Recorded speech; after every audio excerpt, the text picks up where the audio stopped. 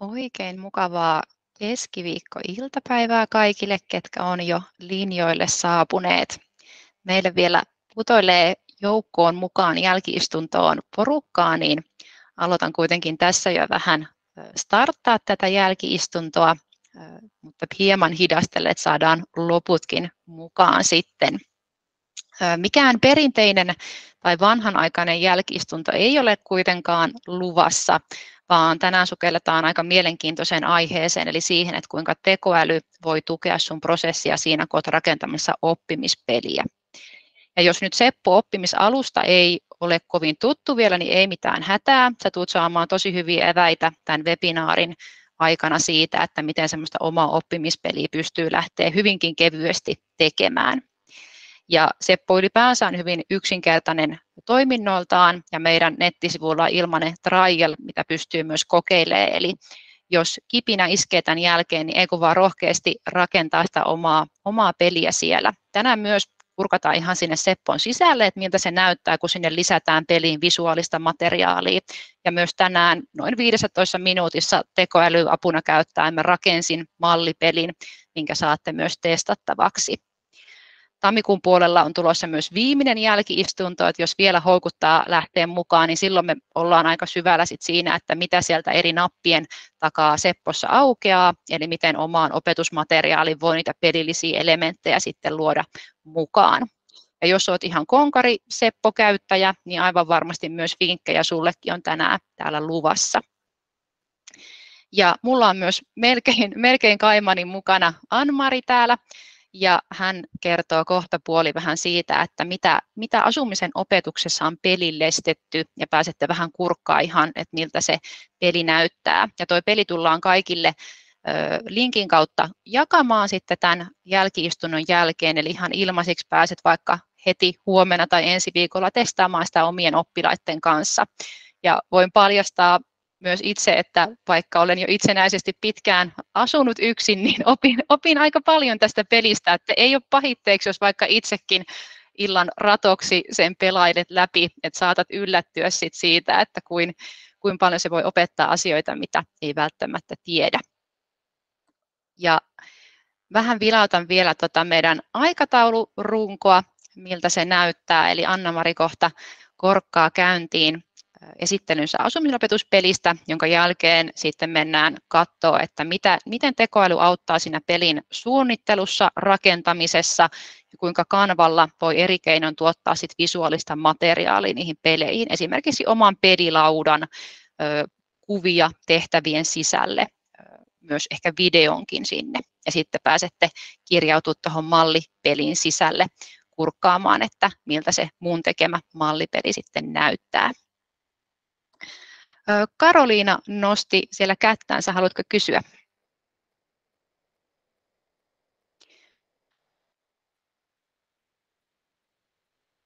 Meillä tosiaan toi chatti-ominaisuus on tarjolla. Tuossa alakulmassa löytyy tuommoinen chattiruudukko, että jos tulee jonkunlaista kysyttävää tämän jälki-istunnon aikana, kommentoitavaa, niin saa vapaasti sinne chattiin laittaa kommentteja ja kysymyksiä, niin me kans mielellään niihin vastaillaan.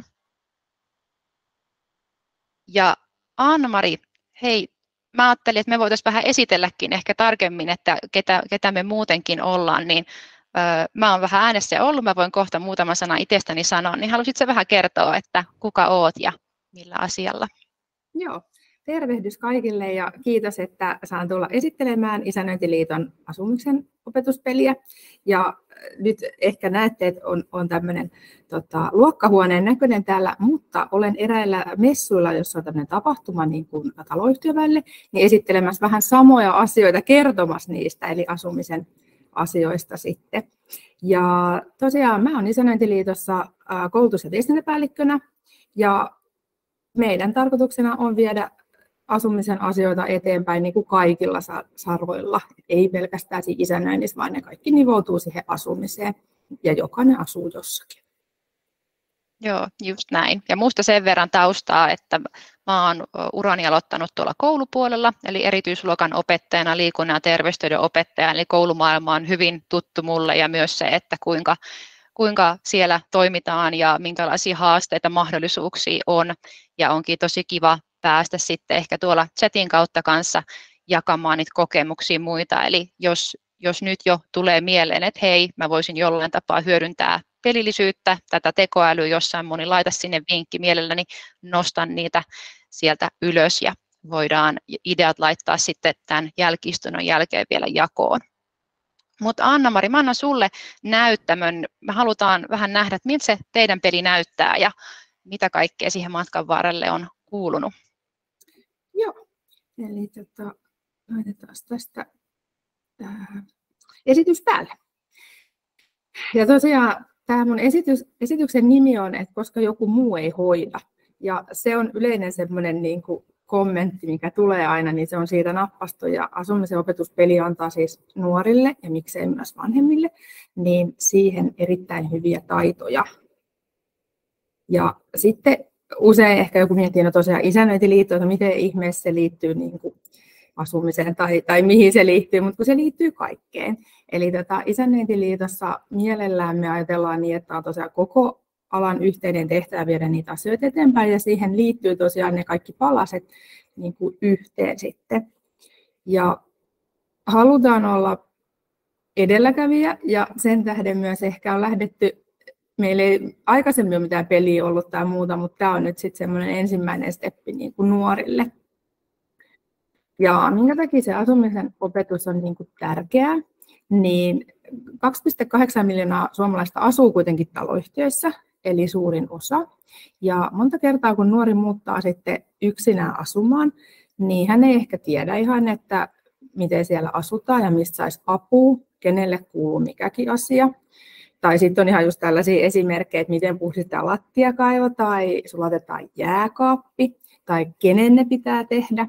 Ja itsekin voin kertoa, että joskus kun olen silloin kauan aikaa sitten muuttanut itsekseni asumaan, niin tämä lattiakaivo esimerkiksi oli sellainen, mitä ajattelin ja soitin huoltomieheen, että hänen pitäisi tulla se varmaan niin puhdistamaan, koska mä asuin semmoisessa 50-luvun talossa ja se lattiakaivo ei ollut semmoinen ihan nykytekniikan, nykystandardien mukainen ja se oli aika pulmallinen, mutta kyllä se kuului asukkaalle puhdistaa. Ja sen jälkeen, kun hän oli ystävällisesti minua opastanut, niin minä tiesin, että miten se puhdistetaan ja että se kuuluu asukkaalle.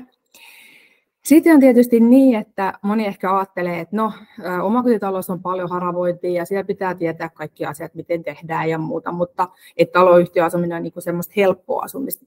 Toisaalta se onkin, joo, ja siinä on tavallaan sitä, että asuu muita ihmisiä ja muuta, mutta kuitenkin siellä tarvitaan niitä perustaitoja ja siihen tavallaan tarvitaan vähän apuja. Tuntuu, että ne on ehkä ne perustaidot monella niin kuin vajaavaiset.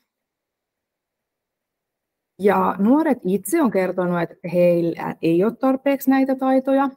Ja tämä meidän pelin niin kuin ajatus lähti siitä, että siihen halutaan niin kuin apuja ja sitten tehtiin kyselyä ja taustatyötä.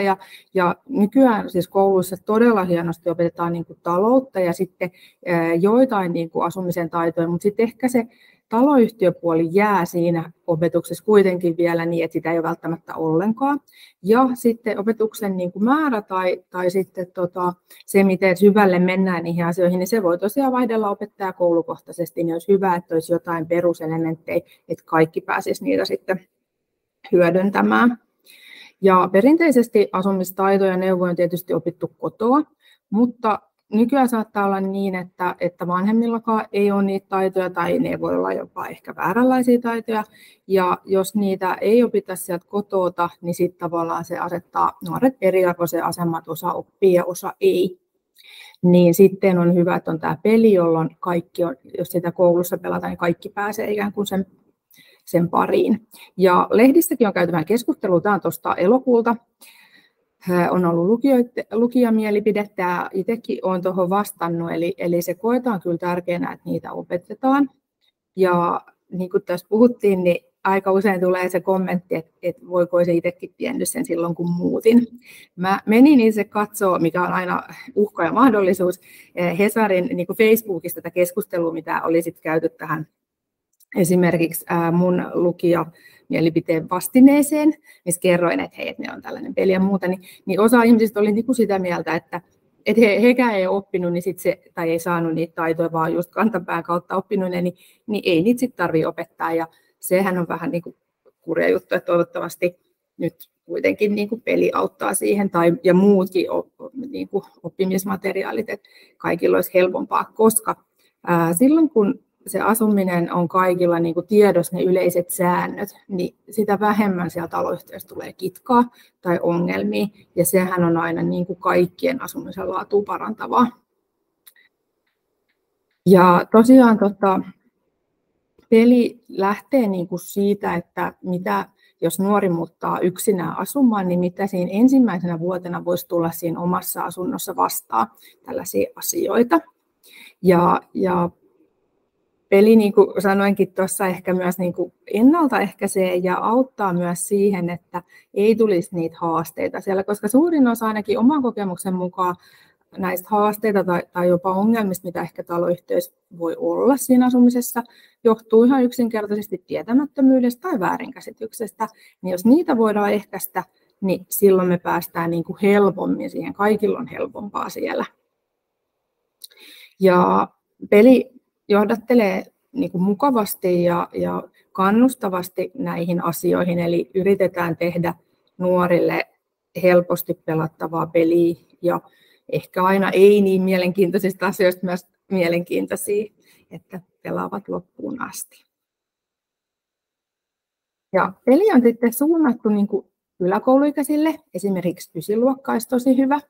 Ja pelin suunnittelussa on otettu opetussuunnitelma huomioon, ja siellä meidän nettisivulla, mihin tulee tuolla toisella kalvolla, niin on ne kohdat, johon tavallaan peli vastaa.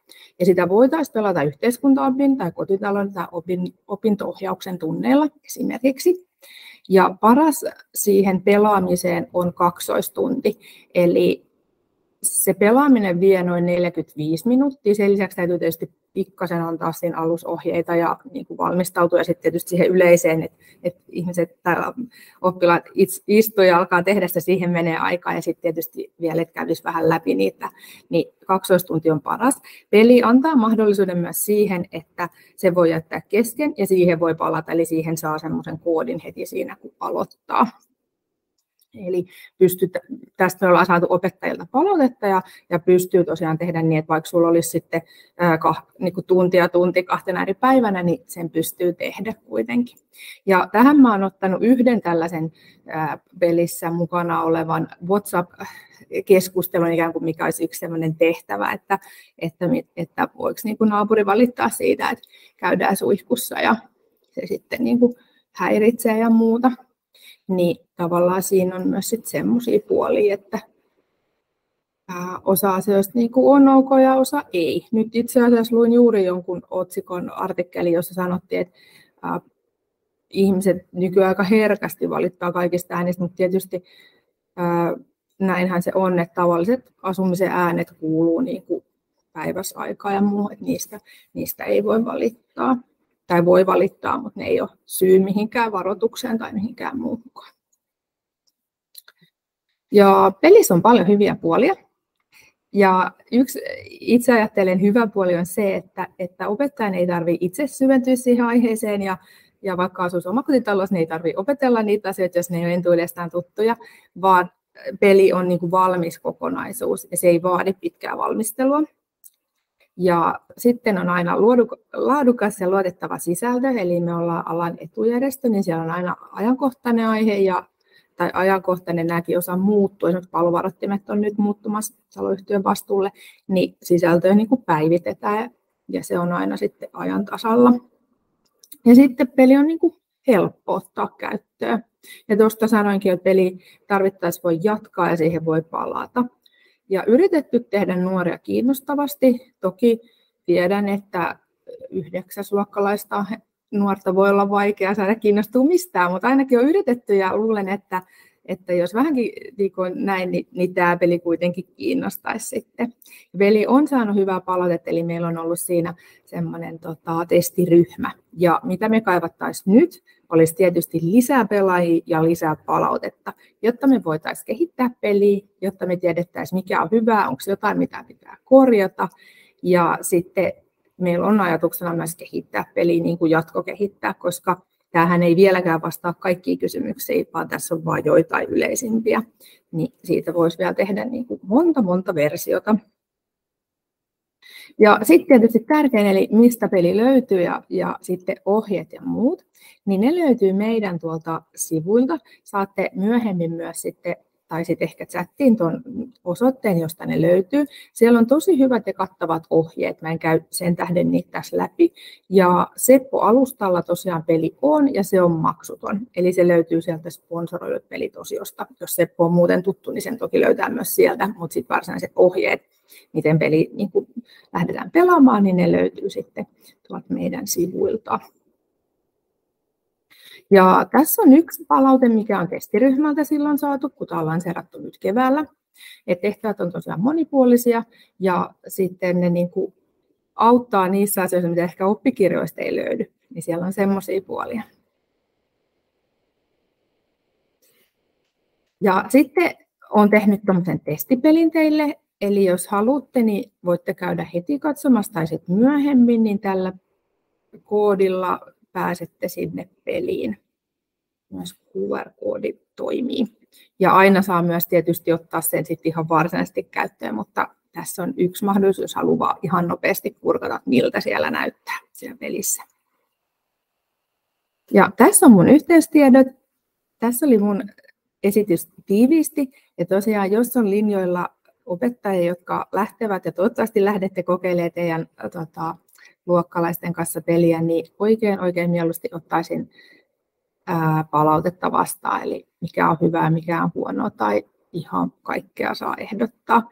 Ja me ollaan myös Educa-messuilla mukana, eli ehkä näemme myös siellä. Kiitos tosi paljon, Anna-Maria. Mä ainakin itse ajattelisin, että asuminen on sellainen asia, mikä tulee kaikilla vastaan, että koulussakin miten tärkeää on se, että pääsee tekemään jotain. Tämä on jotain, mitä oikeasti mulle tapahtuu, että se ei ole vaan tässä meidän luokkahuoneiden sisällä. Että itse usein sitä mietin, että kuinka saisin tavallaan sen motivaatio, että ne asiat, mitä me opetellaan, on se työkalupakki, kun sä lähdet näiden koulujen seinien ulkopuolelle. Että ehkä siihen teini-ikään myös paljon kuuluu, että vähän saattaa jollain kaventua se, että unohtaa, että tämä on se työ, mitä mä teen sen eteen, että jotain on tulossa. Sitäkin motivaatioa. Mutta hei, mä laitoin linkin tuonne nettisivuille kanssa tuonne meidän chattiin. Ja tosiaan meillä chatissa on pientä pulmaa, niin tuolla ihan oikeassa alakulmassa näkyy 3 tuommoista kuviota. Siinä on kolmio, neliö ja ympyrä, niin sieltä avautuu toi kysymysvalikko, eli mihin voi jättää kysymyksiä, niin pystytään sitten vastaamaan. Mut pahoittelut siitä. Ja me lähdetään sitten matkaan eteenpäin. Ja tänään tarkoituksena olisi tutustua semmoiseen kaveriin kuin tekoäly ja miten se tämmöisen oppimispelin rakentamisessa on siellä matkassa tukena. Ja yksi hyvä tapa ylipäänsä pelillisyyttä lähteä testaamaan vaikka sen luokan kanssa on käyttää jotain valmista peliä. Eli monet organisaatiot käyttää Seppoa, eli siellä on ammattitaitoiset henkilöt, kenellä on siitä aineksesta se kaikki tieto, niin tehneet jo valmiita pelejä. Niin sillä saa aika hyvin tuntumaan, että miltä se pelaaminen niin kuin näyttää, kuinka ne oman luokan oppilaat reagoi siihen. Ja toki niissä saa hyviä vinkkejä itsellekin, että minkälaisia tehtäviä on käytetty ja monta tehtävää niissä peleissä on, että pystyy sitten vähän ottaa sen oman pelin rakentamisen kannalta. Tänään tekoäly, mitä näytän mallina, on ChatGTP ja nimenomaan se ilmaisversio siitä. Ja se tärkeä lähtökohta, mistä me lähdetään, on, että ChatGTP ymmärtää paremmin lähtökohdat ja tarkoituksen, mitä sä haluat, kun se saa kohdistettuja neuvoja, kun neuvot tulee osissa. Ja mä kohta mallinnan, että mitä tämä tarkoittaa tämä tiedon niin kuin kohdistaminen ja tiedon pilkkominen. Lisäksi on hyvä miettiä ylipäänsä, kun sitä peliä lähdetään tekemään, että kelle se on suunnattu. Opettajat on hyvin tietoisia siitä, että ryhmät vaihtelee tunnista toiseen todella paljon. On ne osaamiserot, on ne persoonaerot ja muut. Mutta suurin piirtein tuo ChatGPT hyötyy siitä, että sille kertoo, että minkä ikäisille on kyseessä, mitä olet tekemässä, ehkä ryhmän kokoakin, jos sä pyydät sitä, että sä haluat nimenomaan tehdä peli, mitä pelataan 3 hengen ryhmissä. Vähän sitä peliympäristöä, että hei, me pelataan ulkona. Eli esimerkiksi Seppossa voi tehdä live-karttapelejä, jolloin se on tämmöinen Amazing Race-kisa tuolla ulkoympäristössä. Tai että peliä pelataan omassa luokassa, niin se ymmärtää paljon paremmin myös niiden tehtävien antojen kanssa vähän sitä, että mitkä ne raamit on. Samoin, jos siellä on jotain rekvisiittaa siellä luokassa, mitä käytetään, pitääkö pelaajien piirtää tai videokuva tai jotain, onko siellä jotain välineitä, mitä he voi käyttää. Ja toki sitten ihan selkokieli, eli tarviiko siinä tehtävänannossa huomioida myös sitä, että se on selkokielellä kirjoitettu, että onko siinä vaikka 2 eri versiota siitä pelistä, mikä toinen on sitten selkokielellä ja toinen on sitten haastavammalla kielellä tehty. Mitä aiheita, käsitteitä halutaan opettaa, eli tavallaan nostaa, että mikä se tärkein tieto, mitä me halutaan sillä pelillä niille oppilaille opettaa. Esim. Tällä demopelillä, minkä tänään pääsette näkemään, niin mä palloilen tietoturvan kanssa ja vähän sitä, että minkälaisia taitoja just nyt somessa kannattaa huomioida. Eli some on niin nopeasti muuttuvaa, että jo 2 vuotta sitten tämmöiset tulleet asiat voi jollain tapaa vanhentuneita, että pitää koko ajan niin kuin opettaa myös sitä, että kuinka itse päivitän tietoa ja aktivoin niitä oppilaitakin pitämään sitä asiaa semmoisena, että hei, mä koko ajan vähän selvitän ja tutkin, että millaisia nämä uudet sovellukset on vaikka, mitä muotiin tulee ja mitä kaikki lataa. Ja sitten, että millaista toimintaa me halutaan niitä pelaajilta, joko nähdä, kuulla. Eli pelillisyydessä tosi tärkeänä korena on myös se, että minkälaisia tunteita se herättää niissä pelaajissa. Ja silloin, kun tunteita herää sen oppimisen aikana, niin se tietojälki myös sivenee. Eli tulee se tunne siitä, että tämä on ensinnäkin hauskaa, tämä jollain tavalla niin kuin merkityksellistä, kiinnostavaa. Ehkä saadaan jonkunlainen rooli, minkä takaa siinä pelissä toimitaan. Että onko vaikka pelissä jonkunlainen tarina mukana, minkä tekoäly auttaa sun kanssa sitten rakentamaan. Tässä näkyy yksi keskustelun aloitus, eli mulla ainakin tuolla ChatGPT:ssä on monta erilaista istuntoa, eli tämmöistä tekstiketjua, missä mä oon koko ajan opettanut sitä, tavallaan kertonut, että mitä mä en halua, mitä mä haluan, ja toki tuolla on toi peukkusysteemi, että voi myös tällä kertoa sitten tekoälylle, että onko se vastaus ollut semmoinen, mitä se haluaa, että se koko ajan totta kai muuttaa sitä tyyliään. Ja mä yleensä aloitan, kun lähden uutta tämmöistä keskustelua avaamaan, niin tervehdin ja sanon, hei, haluan luoda oppimispelin. Ja mä kerron sitten, että mikä Seppo on. Eli peli rakennetaan Seppo-nimisellä pelillisyystyökalulla, joka toimii selaimella. Ja mä oon tässä nyt nimenomaan kertonut tuosta GPS-paikannuksella toimivasta pelistä, eli heti, että se on niin kuin koulun pihaympäristössä toimiva ja että miten ne tehtävät avautuu. Eli hyvin tarkkaa, että miten se peli toimii, jotta se tekoäly pystyy antamaan mulle sit mahdollisimman hyviä vastauksia. Ja myös, että millä ne pelaajat pelaa, miten he vastaa niihin erilaisiin tehtäviin. Eli tässä vaiheessa mä en ole vielä pyytänyt tekoäly tekemään mitään tehtäviä, vaan antanut vaan just niitä raameja. Ja sitten mä oon vähän laittanut sinne eri tehtävätyyppejä. Mä itse käytän vähän niin kuin englantia ja suomea välillä sekaisin. Ihan sen takia, että mä oon mielenkiinnosta halunnut testata, että muuttuuko kauheasti niin kuin ne vastaukset. Mutta tähän mennessä mä oon huomannut, että aika hyvin niin kuin on se sitten suomeksi tai englanniksi ollut, niin ymmärtää, mutta jotain ehkä adjektiiveja tai tämmöisiä mä oon sitten vielä niin kuin tarkentanut englanniksi, että se pikkasen laajemmin antaa sitten niitä vastauksia. Eli mä oon niin kuin kertonut, että minkälaisia tehtävätyyppejä, eli niin kuin Seppossakin meillä on luovaa tehtävää, monivalintatehtävää, täytä sanatehtävää. Ja sitten mä oon laittanut ihan vaikka tuommoinen brainstorming, eli mä haluan, että se peli laittaa ne oppilaat siellä keskustelemaan keskenään, toimimaan tiimissä, ideoimaan jotain. Ja sitten tuonut lisää tuommoisia adjektiiveja, että nimenomaan huumoria, ja vielä tarkentanut jokaiseen, että nimenomaan huumorissa, että se on hauskaa, mutta sen pitää olla myös 10-13-vuotiaalle niin kuin sopivaa se sisältö, mitä tulee. Ja tämä itsessään ei vielä riitä tekoälylle, vaan mä olen joutunut sitten tämän jälkeen vielä niin kuin muistuttaa sitä, että ikäluokka on 10-13, tai sitten jopa sanonut, että että tämä on niin kuin liian helppoa tämä aines, eli muuta sitä haastavammaksi. Eli tätä puolin ja toisin niin kuin keskustelua aika paljon joutuu niin kuin tekemään, jos tosi semmoisia spesifejä, mutta semmoiseen nopeeseen, helppoon, yksinkertaiseen peliin, niin hyvin nopeasti kohta näette, niin se tekoäly pystyy antamaan niitä vastauksia. Ja yksi, mitä mä teen, niin mä tavallaan kiellän sitä tekoälyä heti alkaa tuottamaan mitään vastauksia, vaan mä vaan sanon, että hei, älä vastaa vielä, vaan kerro, niin kuin, että mitä olet ymmärtänyt. Ja pystyn vielä näkemään sen, että hei, onko se rekisteröinyt varmasti kaiken tai ymmärtänyt vaikka tuosta suomen kielestä kaiken, mitä mä olen halunnut. Niin sitten se tälleen kertoo, että kyllä, ymmärrän, mitä olet suunnittelemassa. Ja sitten se toistaa sitten uudestaan sen, mitä mä juuri sanoin. Esimerkiksi tehtävätyyppejä ovat avoimet kysymykset, molivalinnat, täydennä aukkotehtävät. Eli kerrotaan se pelityyli. Eli Seppossa sä pystyt tekemään live-karttapelejä, sulla voi olla jonkunlainen valokuva, pelilauta siellä, tai sulla saattaa olla 360 pelilauta, jos haluat niitä käyttää. Tämän jälkeen vähän sitä, että mitä niitä tehtävätyyppejä haluaa siinä käyttää. Ja sitten erilaiset adjektiivit. Ja yksi, mitä mä oon nyt käyttänyt, on se, että anna ohje, niin kun kuvitellen, että olet jonkunlainen potti, tai anna ohje niin, että puhut tämmöisen elämän coachin tavoin tai toimitusjohtajan sanoin. Eli annetaan selkeä rooli, että kuka puhuu, niin se aika hauskasti muuttaa kanssa sitä tekstityyliä, mikä tuo sitten kanssa vähän mielenkiintoa siihen, kun pelaajat sitten lukee niitä tehtäviä. Ja samoin näitä tekstejä toki on käyttänyt, eli on sitten käyttänyt tekoälyapuna, että on tehnyt jonkunlaisen videon, millä mä oon syöttänyt sen tekstin ja sitten se tekoäly lukee ääneen sen tekstin sillä tyylillä. Ja tekoälyssä ehkä hyvä, minkä mä olen itse oppinut, se, että se oma asiantuntijuus kuitenkin säilyy siinä. Eli se on nimenomaan semmoinen tärkeä apuri, kuka antaa ideoita, auttaa kääntämään eri kielille, muuttaa tekstimuotoa sille, että se on selkeää ja helposti ymmärrettävää.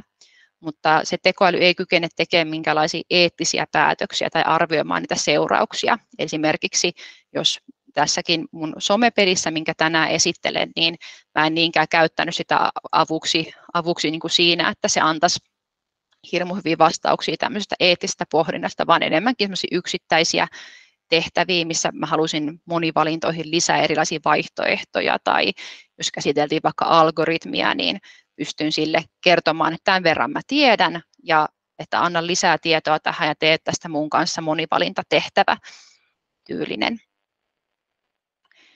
Ja tässä vähän näkyy sitten erilaisia vastauksia, mitä sitten noita tietoja syöttämällä tekoäly on antanut. Eli se on sitten kertonut tosiaan, että se on tunnistanut ne erilaiset pelilliselementit, eli mä kerroin myös sille, että täällä Seppo-pelialustalla niin kuin on edistymispalkkia ja pisteitä näkyvillä. Eli mä halusin, että se kokonaisvaltaisesti niin kuin tietää, että miten vaikka ne pisteet tai että niihin tehtäviin voi vaikka koodilukon laittaa. Koska sitten seuraavaiheessa, kun mä annan sille jonkun sisällön, niin mä pystyn sitten sanomaan heti, että hei, lisää tähän se koodilukkohaaste, tai teet tästä tehtävästä semmoinen, että sen niin kuin kerkee juuri tehdä vaikka 2 minuutissa. Eli pyydän siltä niin kuin apua näihin.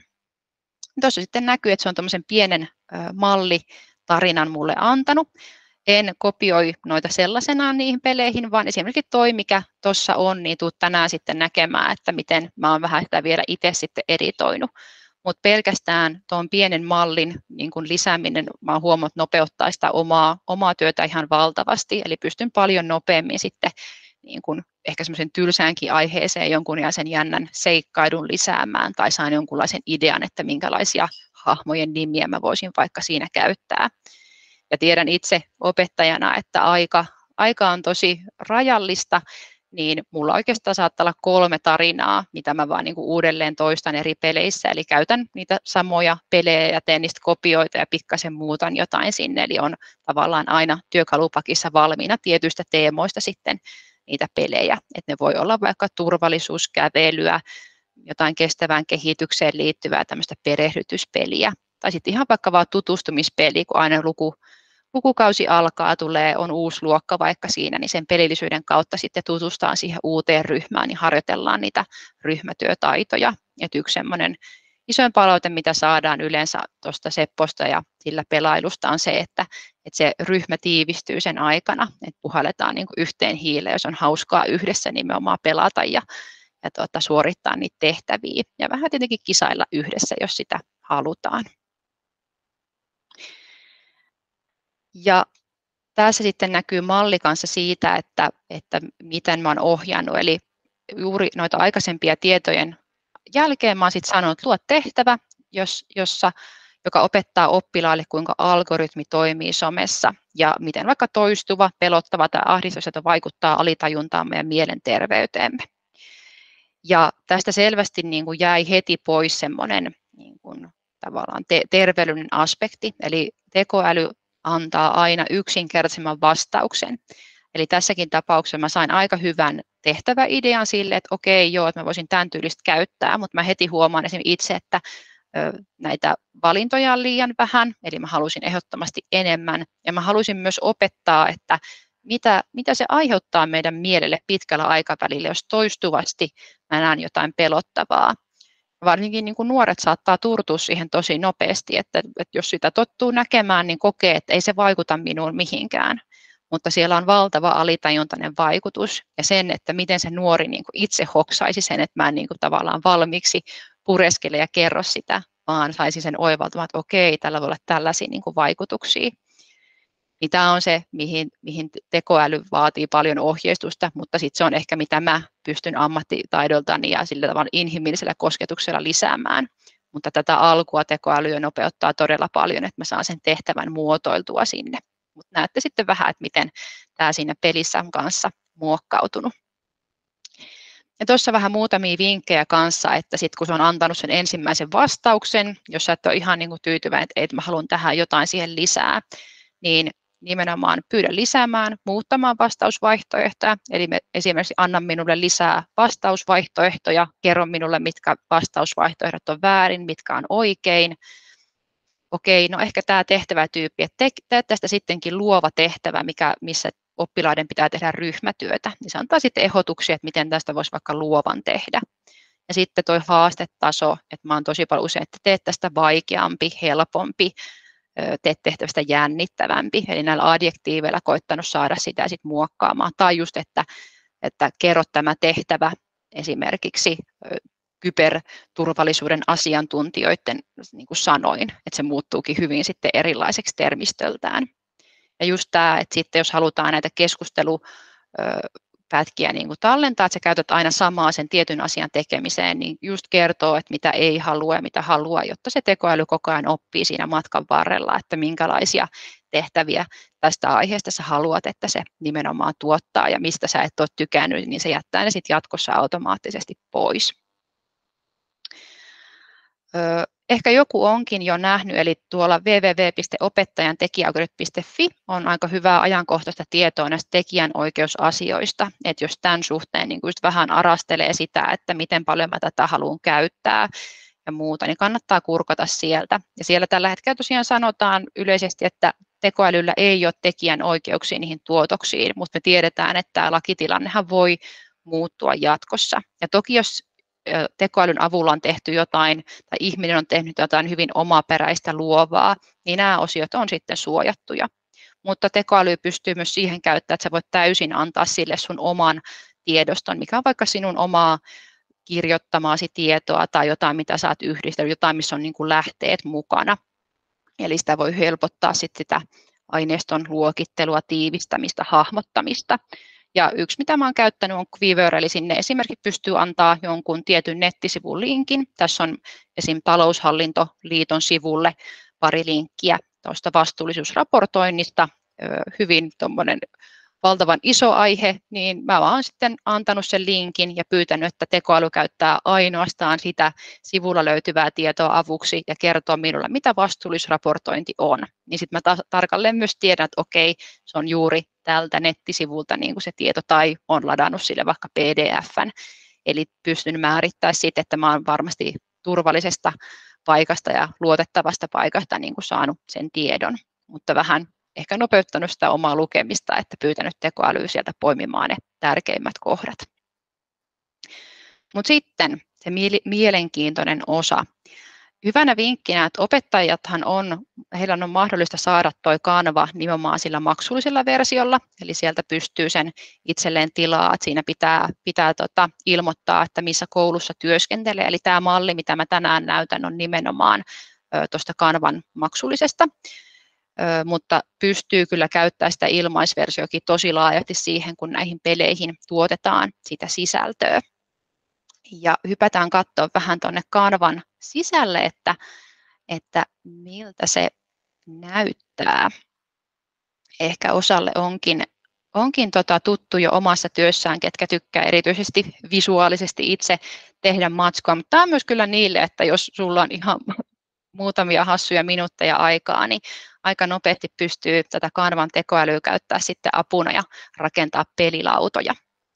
Eli ihan oikeasti yläkulmasta Canvasta löytyy tämmöinen Create a Design, ja täällä onkin valmiina tämmöinen Custom Size-kohta, ja se muistaa ulkoa niitä eri kokoja. Ja täällä mulla näkyykin nimenomaan Seppoon liittyviä, eli jos mä haluan tehdä tehtävien sisään laittaa kuvia, niin tämmöinen 500 × 500 pikseliä on aika kiva koko siihen, ja sitten on, että jos mä teen niin kuin pelejä, mitkä mä tiedän, että mun oppilaat pelaa mobiililaitteilla, ja sitten jos ne pelaa tietokoneella, niin mulla on vähän tämmöisiä eri kokoluokkia sitten tarjolla. Et otetaan vaikka tämä, että mä haluan, että ne pelaa läppäreillä tämän pelin siinä omassa luokassa. Ja Canva sitten tekee tämmöisen valmiin tyhjän templatein. Ja täältä Canvan appi-osastolta löytyy sitten näitä tekoälyapureita. Ja tämmöinen kuin Magic Media on yksi, mitä mä oon käyttänyt tällä hetkellä todella paljon. Ja tässä vähän voi kokeilla sitä just, että minkälaisia ohjeita sille kannattaa syöttää, että saa sitten semmoista omanlaista, että mä oon tehnyt toimistoja ja vuoristoja, erilaisia pelilautoja. Ja mä ajattelin, kun meillä oli taianomaisuus tänään teemana, niin käytetään tämmöistä taianomaista ohjeistusta. Eli mä haluan tämmöisen Magical Game Boardin, ja sitten mä haluan sinne emojeja, mä haluan eläimiä, emojis ja vaikka vuoria. Otetaan sinne yksi seikkailija. Täällä pystyy vähän sitä tyyliä määrittämään, että minkä tyylistä. Ehkä tuohon mun taianomaisuuteen voisi sopia toi Dreamy. Ja sitten vielä, no mulla on tämmöinen landscape, eli nimenomaan tietokoneen ruudulle sopiva pelilauta. Niin valitsen sitten sen. Ja sitten me lähdetään katsoa, että mitä tekoäly tarjoaa niin pelilauta vaihtoehdoksi noilla hakusanoilla, mitkä laitoin sinne. Ja myös tänään sitten ajan säästämiseksi niin päästään kohta kurkkaan, että miltä se pelilauta kanssa sitten siellä Seppossa näyttää. Ja en tiedä teistä, mutta musta ainakin tosi nopeasti saa niin kuin makeen näköistä sisältöä, mitä pystyy niin kuin sitten hyödyntämään siellä omassa pelissä. Et mä yleensä vaan venytän tämän sopivaksi tuohon mun ruutuun. Ja ihan vasemmalta ylhäältä löytyy sitten tämmöinen elementtiosio. Ja Seppossa ne tehtäväthän on semmoisia vaaleanpunaisina pinneinä, niin mä jossain peleissä tykkään myös niin kuin luoda niille pinneille tämmöisiä erilaisia alustoja jo valmiiksi, minkä päälle mä ne sitten siellä Seppossa niin kuin raahaan. Ehkä mä ottaisin tämmöisen keltaisen, tehdään vaikka muutama.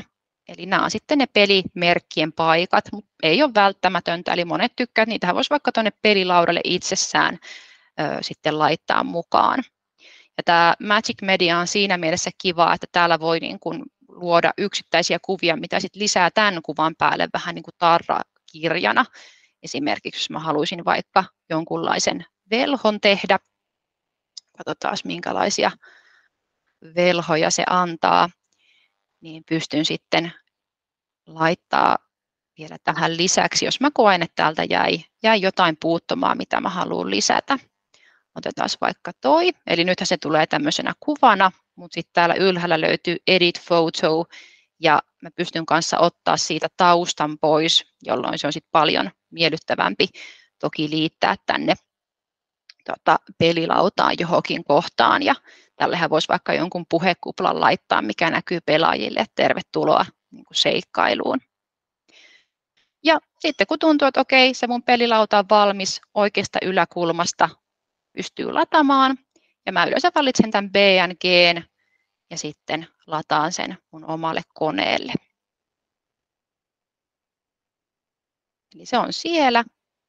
Ja sitten menen tänne Seppon puolelle. Tässä vähän näkyy meidän uutta dashboardia. Ja tosiaan ajan säästämiseksi mä muutaman pelilaudan tein jo valmiiksi tuolla samalla tyylillä. Ja täällä sitten onkin jo peli käynnissä.